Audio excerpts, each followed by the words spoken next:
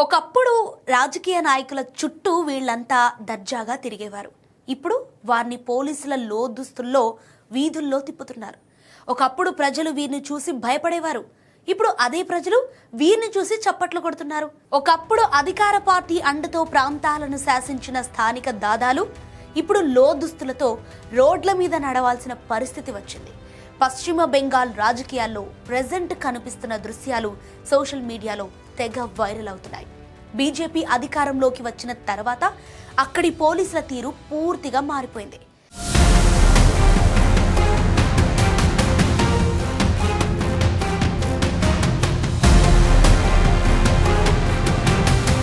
పశ్చిమ బెంగాల్ అంటే చాలా కాలంగా మమతా బెనర్జీ నేతృత్వంలోని తృణమూల్ కాంగ్రెస్కు కంచుకోటగా పేరుంది.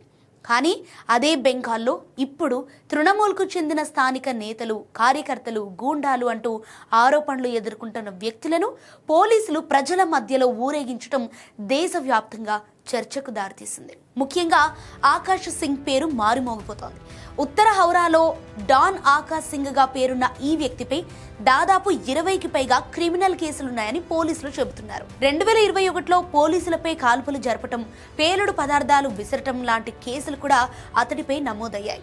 మే 14న అతన్ని అరెస్ట్ చేసిన పోలీసులు తర్వాత ఆకాష్ చేతులకు బేడీలు వేసి కేవలం బాక్సర్ షాట్తో వీధుల్లో తిప్పారు. అంతేకాదు అతడి తల, గడ్డం పూర్తిగా కట్ చేశారు. పోలీసులు దీన్ని క్రైమ్ సీన్ రీకన్స్ట్రక్షన్ అని చెబుతున్నారు. ఇక షమీం అహ్మద్ గురించి కూడా బాగా చర్చ నడుస్తోంది. స్థానికంగా గబ్బర్గా పిలువబడే ఈ వ్యక్తి హౌరాలోని తృణమూల్ కాంగ్రెస్ వార్డ్ అధ్యక్షుడిగా పనిచేశాడు. మే 7న బీజేపీ మైనారిటీ వింగ్ ర్యాలీపై జరిగిన బాంబు, తుపాకీ దాడి కేసులో ప్రధాన నిందితుడిగా అతడిపై ఆరోపణలున్నాయి. ఇక ముంబైలోని చెంబూర్ ప్రాంతంలో అరెస్ట్ అయిన అతన్ని తిరిగి బెంగాల్కు తీసుకొచ్చిన తర్వాత పోలీసులు చేతులకు బేడీలు వేసి ప్రజల మధ్య నడిపించారు.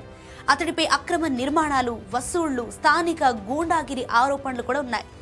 అతడి ఇంట్లో 5 అంతస్తుల భవనం, రహస్య మెట్లు, జూదం కేంద్రం, పైకప్పుపై వందలాది మేకల పెంపకం లాంటి విషయాలు బయటపడటంతో ఈ కేసు మరింత సంచలనంగా మారింది.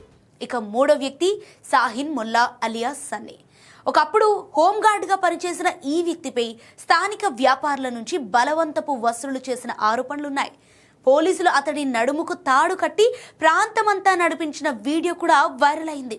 గతంలో కూడా ఇలాంటి ఆరోపణల కారణంగానే అతడు ఉద్యోగం కోల్పోయాడని సమాచారం. అయితే స్థానిక ప్రజలు మాత్రం రాజకీయ అండతో అతడు ప్రాంతాన్ని భయపెట్టాడని ఆరోపిస్తున్నారు. అయితే ఈ అరెస్టులు కేవలం నేరస్తులపై చర్యలా, లేక రాజకీయ శక్తి మార్పు తర్వాత జరిగే అధికార ప్రదర్శన?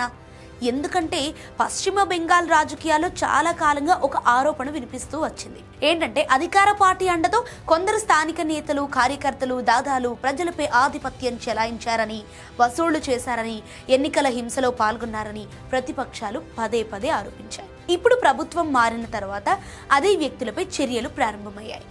మరోవైపు తృణమూల్ కాంగ్రెస్ మాత్రం ఈ మొత్తం వ్యవహారాన్ని తీవ్రంగా ఖండిస్తోంది. పార్టీ ఎంపీ కళ్యాణ్ బెనర్జీ ఈ చర్యలను రాజ్యాంగ విరుద్ధమని, మానవ హక్కుల ఉల్లంఘనకు అభివర్ణించారు.